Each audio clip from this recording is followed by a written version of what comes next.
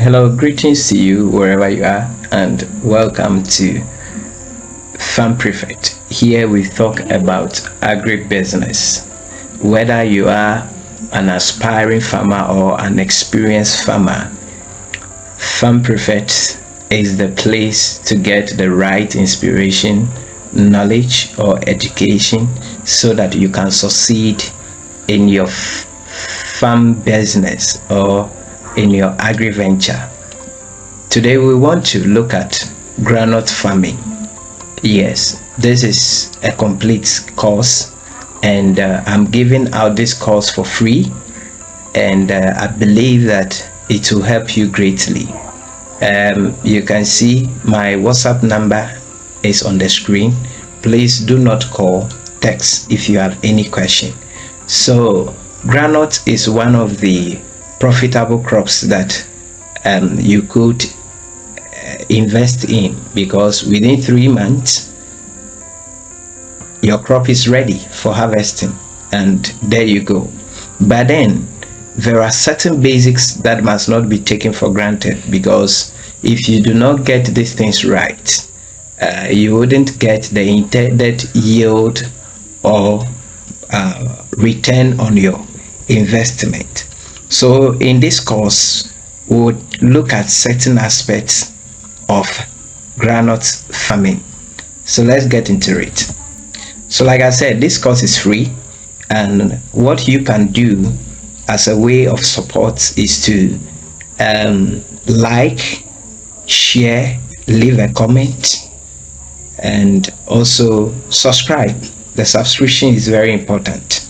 So in this course, we will look at site selection, soil preparation, variety selection, seed treatment, planting, fertilization, weed management, pest and disease management, harvesting and post-harvest management, marketing, and then record keeping. We will look at these things because these things are the major factors that you have to look at or you have to know about before you get into groundnut farming. Site selection. Yes, groundnut in itself has certain requirements and certain environment that enables it to thrive. So you should choose a well-drained sandy loam or loamy soil with good organic content. Now if you have a soil of that nature, what happens is that it enables the groundnut to yield very well. Yes, it gets the right aeration and all that, and the right nutrient. Groundnut also needs water, but not too much of it. That is right. An amount that can keep the soil moist. In Ghana, most groundnut farms are open field. What it means is that it's rain fed, and that is economical. So what you want to do is that you do not want to get an area that will be prone to waterlogging. Yes, an area that is waterlogged, you don't want it, because it destroys the groundnut, especially if it is at the flowering stage before the flooding happens. Then there you go, your investment is gone. Now select a location with full sunlight and a neutral pH range of about 5.5 to 7.0. This is very important. Most often people do not take a pH of a soil into consideration when they are farming. You see, when you plant groundnut in a soil that has a high pH, the likelihood that the groundnut is going to experience stunted growth will be very high. And so you want to take some of these things into consideration if you are fortunate to have extension officers in your area. Let them help you with your soil testing so that you can be sure of the pH. Yes, so the area should be one that has a good amount of sunlight exposure. So if there are trees on the sides and all that, that will be shading the groundnuts unnecessarily. You want to cut them. Groundnut doesn't need shade because the plant itself, when it is growing, it forms a canopy.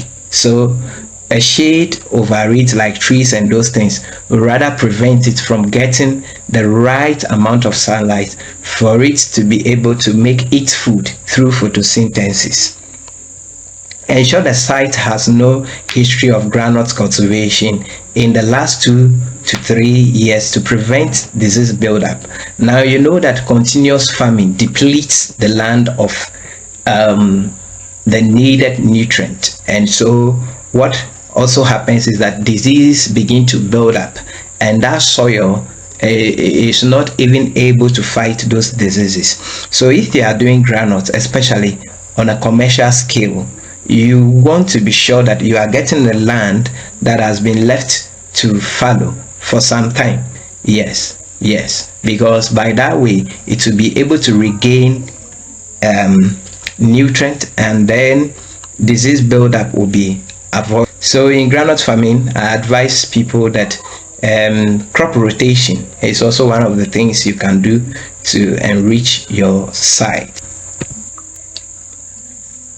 Soil preparation. Yes, you need to prepare the land, you need to prepare the soil. Clear the land of weeds, debris, and previous crop residues. So when the land is cleared for you, you want to be sure that the weeds over it are taken off, the land is clear, bare enough. Yes, it will even aid you to plant very easily. Then perform soil testing to determine nutrient requirement. I have spoken about that, especially the pH earlier. Now, plow the soil to a depth of 15 to 20 centimeters and break clouds to create a fine tilt. Yes, so after the land have been cleared, you also want to ensure that it is plowed, but the plowing shouldn't go too deep. Yes, the plowing that you are doing is targeted at the topsoil, okay, at the topsoil. And then you also want to make sure that it is done in a manner that every heel, every soil compact is broken, so that the whole thing can be very fine. Yes, that way it enables the groundnut roots to penetrate the ground and form so easily without any obstacle. Incorporate organic matter like compost, manure.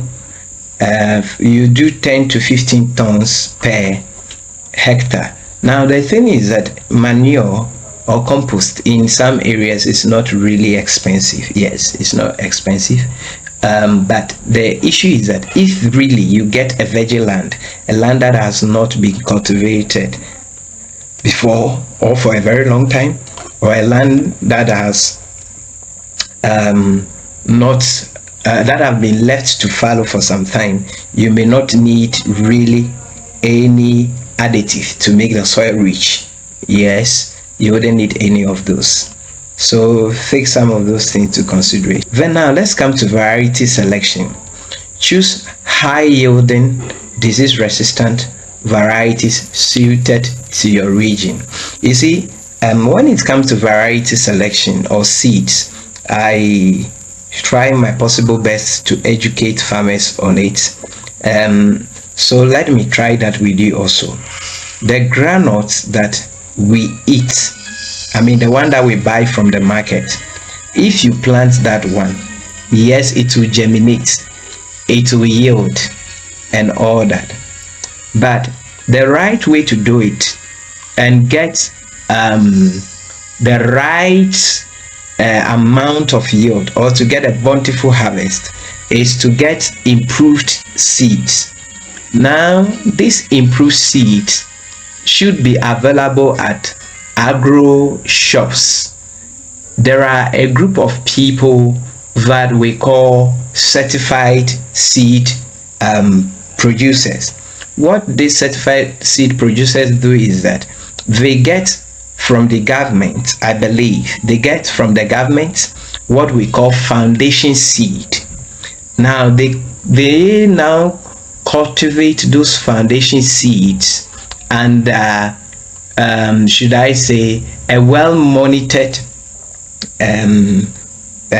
weather conditions and requirements, so that when they harvest the yield from that foundation seed which they have cultivated, then they can now give it to us as farmers to go and farm. Yes, I don't know if you get the point. So buying groundnuts from the market, I mean vendors by the roadside to just come and plant, well, that have been the practice with a lot of smallholder farmers. But I'm saying that is not the right way to go about it, especially if you are doing groundnuts on a commercial scale. If you are doing it as a business, not just something to feed you and your family, then you need to take some of these things that I'm saying here very serious. Yes, it's very important. So you want to get a seed that is improved, a seed that is high yielding, a seed that is disease resistant. Yes. Then consider varieties with desirable traits such as large kernel size or drought tolerance. Yes. So when we talk about the kernel, we are talking about the fruit in it. Yes, the fruit in the groundnut. I don't know how to say this. The groundnut has a shell, okay, the fruit. Now there are certain groundnuts that when you plant them, even when you get them to plant, you realize that the kernels are very tiny, and they are not market pleasing. You want to avoid those. You want to go for groundnut that has market appeal. Okay, they have large kernel. Yes, those ones. Then you plant. Okay, so I tell people that even after you have gotten your seed, you also want to do a little bit of sorting. Yes, because your seed greatly determines your yield. Okay, I hope you are learning a lot. So seed selection and then treatment. So here I think that I have mentioned some of the things earlier. One of them is that use certified seeds with high germination rates. When you buy the certified seeds, some of these things are on it. The germination rate is on it. It's in that percentage. It can tell you that 95% germination rates, 80% germination rate, this and that. You want to get a seed that has a high germination rate. What it means is that when you plant that seed on your field, the probability that a lot of them are going to germinate is very high. I think you would want to go for such a thing. Yes, please, if you have not subscribed yet at this point, I want you to hit the subscribe button. That is very important. Okay, and then you also share this video, you like it, you leave a comment behind. Yes, this course is worth tens of thousands, but I'm giving it for free. So help me. Yes, help us. So let's continue. Treat seeds with fungicides or insecticides to protect against soil-borne diseases and pests. So sometimes you would want to just plant it like that, especially when you are planting your seed at a well calculated time. Okay, for instance, the birds, the squirrels and co, when you plant the seed, they come after it to uproot it and all those things. So sometimes when you use some of these insecticides and those chemicals, it drives them away. Yes, but again, you can also plant it without the fungicide. It all depends on where you are. If you have any challenge, you can reach out. Then planting. Plant at the onset of the rainy season for optimal moisture. This is very simple. Yes, so when the rain is about to begin, then you plant, and so that your groundnut also does not lack rain at the time it will need it. Then space rows 4 to 5 centimeters apart, and sow seeds 10 to 15 10 to 15 centimeters within a row. So let me show you something. I don't know if my mouse is showing, but currently there is a picture on the screen, if you can see this picture. So when you look at it, you know, we have a path through the crops. Yes, that path, that one that looks bare, you can see the ground. Okay, that one. Yes. So let me see what will happen if I can use a highlighter. Please, if you have not subscribed, I'm still on your case, kindly subscribe. Yes, this path. Oh, this highlighter is not good. Come on, spare me. Let me see if I can get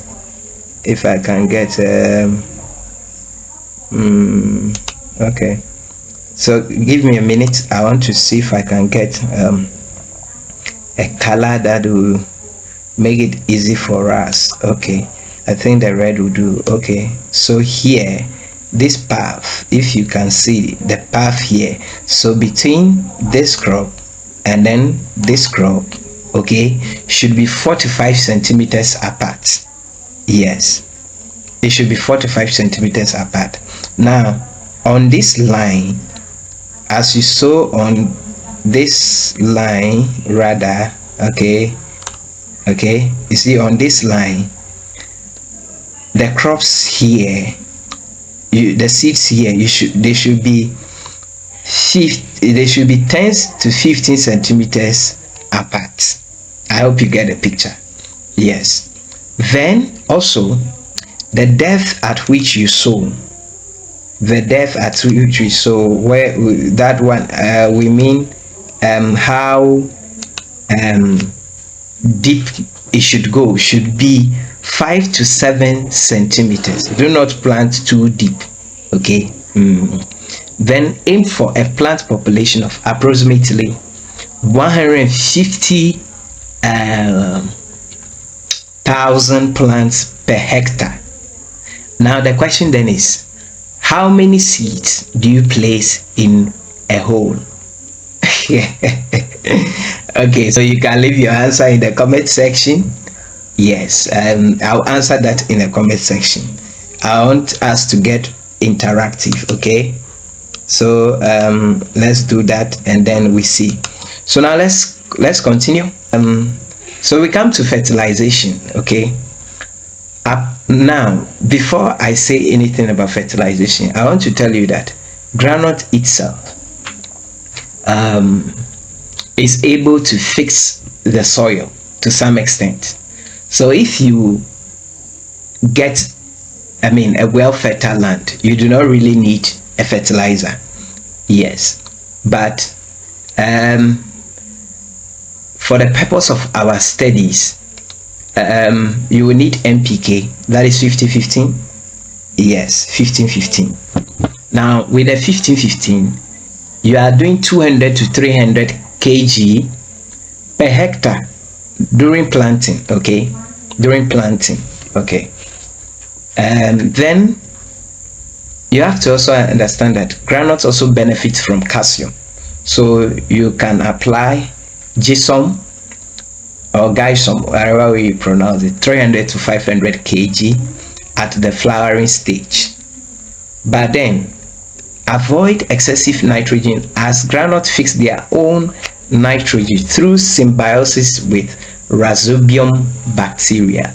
Yes, I think it's a legume. Yes, so it's able to do that. So do not give it too much of nitrogen. Groundnut is able to manufacture that and fix it. Ensure consistent. So now we come to irrigation. When we say irrigation, we are talking about how we get water supply to the farm and all that. Look, I want to advise that in a way to maximize your profits, instead of irrigating your farm, you can target the rainfall. so that by the time the rain will start, then you are good to go. Okay, but then you may also want to do all year round production, especially if you are processing it yourself and all that, and the rain doesn't come all the time. So let's get into this. Ensure consistent moisture, especially during flowering and pod formation. Yes, moisture is very necessary. It's very necessary during the flowering and the pod formation. Yes. Then use drip or sprinkler irrigation if rainfall is insufficient. So you can augment with drip irrigation or sprinkler if you think that the rain isn't sufficient, but avoid waterlogging, which can cause root diseases. Yes, if too much of water will cause the groundnuts to the roots and all that. Sorry for that. Sorry again. Please kindly subscribe. Okay, we are in this together. Help me. Weed management. Weed manually or use pre-emergence herbicides. The pre-emergence herbicides, what it means is that there are certain herbicides that you can, after plowing the land, you can apply them. Now when you apply this, so this one you are not waiting for the grass to grow, the weeds to grow. No, just after plowing, then you use the herbicide, and then it will be able to prevent the weeds from growing. Okay, then implement yes, before I leave that point, now we have now we have selective weedicides that can also be used in groundnut farm, but my advice is that you should follow the manufacturer's instruction and you should be careful, because in cases of overdose and all that, you can have an issue on your farm.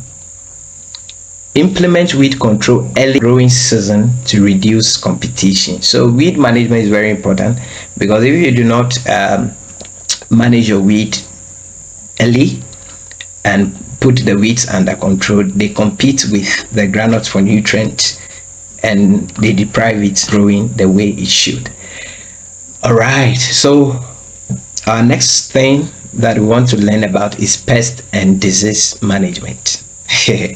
For groundnuts, we humans are not the only lovers of groundnuts. Yes, there are other fans of groundnuts, and if you do not put them under control, they will frustrate your life. An example is the friend you can see on the screen. Yeah, is that squirrel? I'm asking you, how is it called?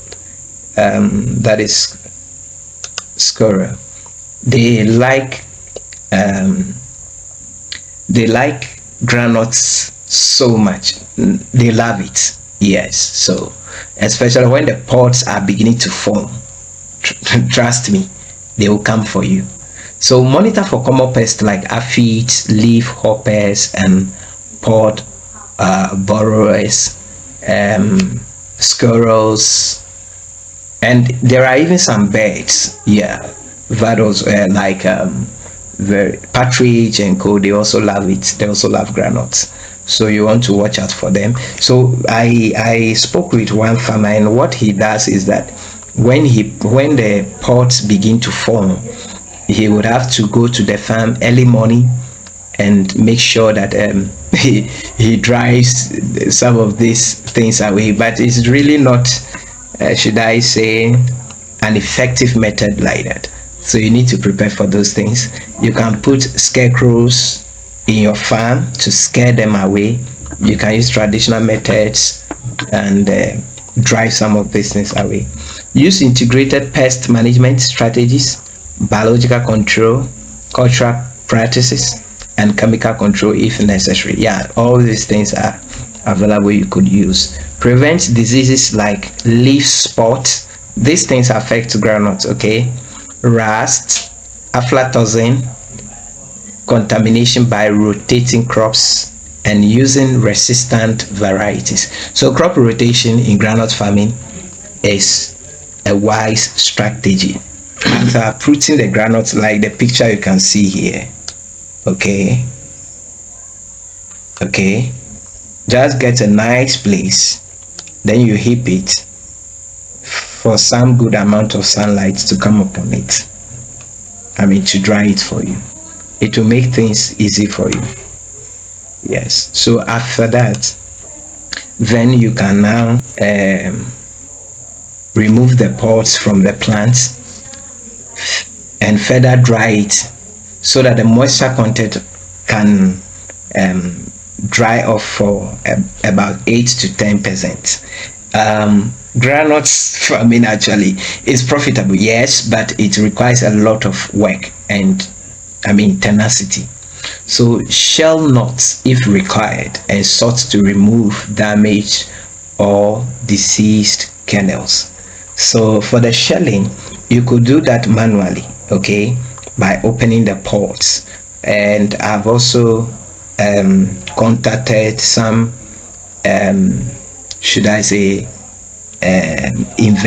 inverters to show me a sample of their shelling machines, which can get the work done for you within a minute. Yes. So store in cool, dry, and well ventilated conditions to prevent aflatoxin contamination. You see, you must be prepared for post-harvest. Most of the times people farm and they have no idea how they will go about it when they harvest. No, don't do that kind of a thing.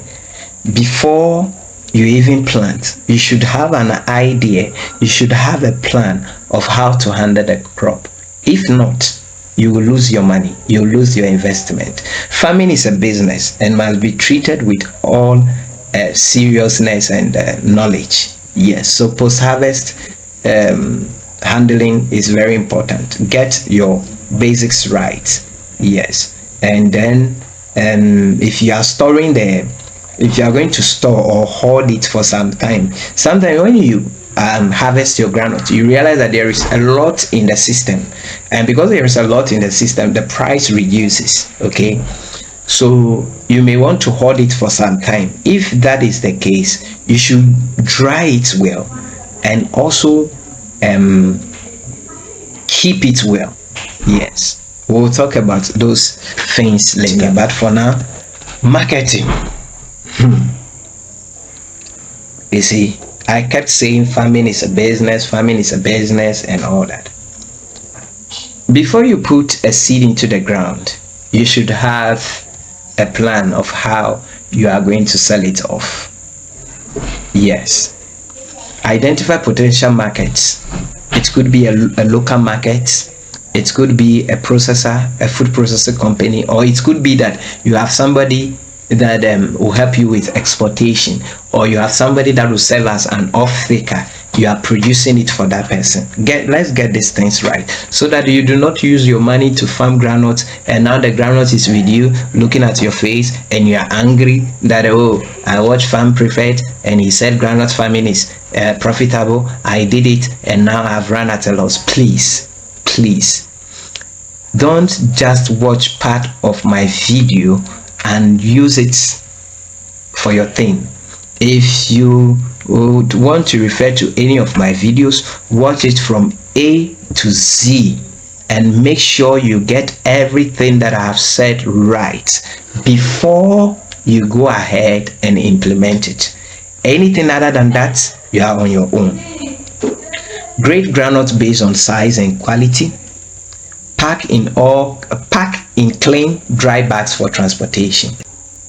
Then, the last thing, but very important, which should run through your groundnut farming journey right from day one, is that you should maintain detailed records of inputs, labor, pest, disease management, and harvest yields. So everything that happens on your farm must be recorded.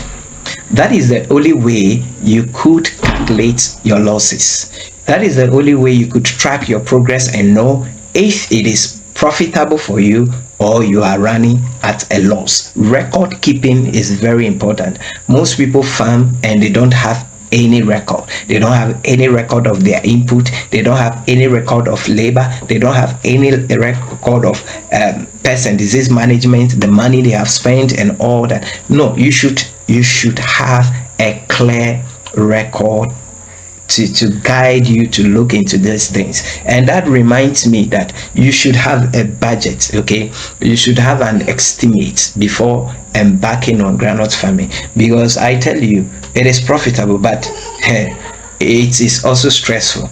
However, with the right knowledge, you will enjoy it, and I know that you'll be glad that this goes.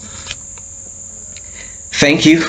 Kindly subscribe, like, share, and comment. I'll be looking through the comment section for your comments, and I'll also be expecting you to subscribe and also share this page with your friends. So like I said, today I'm not showing my face. The issue is that I have a problem with my phone, which I used to shoot. Okay, I shoot on Camon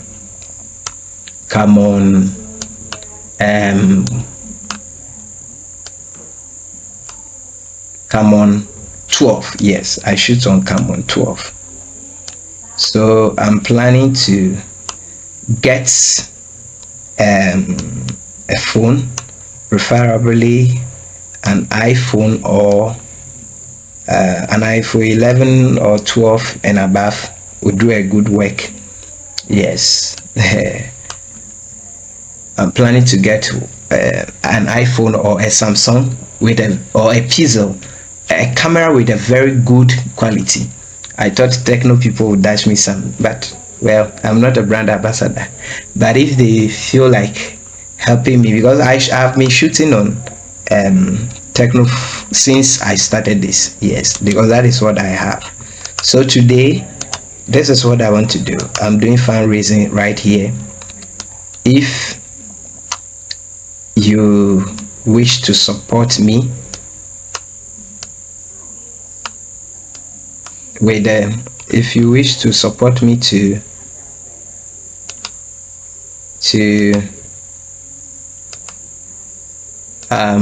get a camera, okay, yeah, to get a camera, it could be the camera or a phone with a good camera quality. Like I mentioned, an iPhone 11 and above, or a Pixel, Google Pixel will be fine. If you want to help me, here is the number. Here is the number. It is 05459819909. Yes, you can donate any amount to aid me purchase a camera for this purpose. If I get enough, I'll forgo the phone rather and get a digital camera that will help us to record good videos. Thank you and have the best of the day.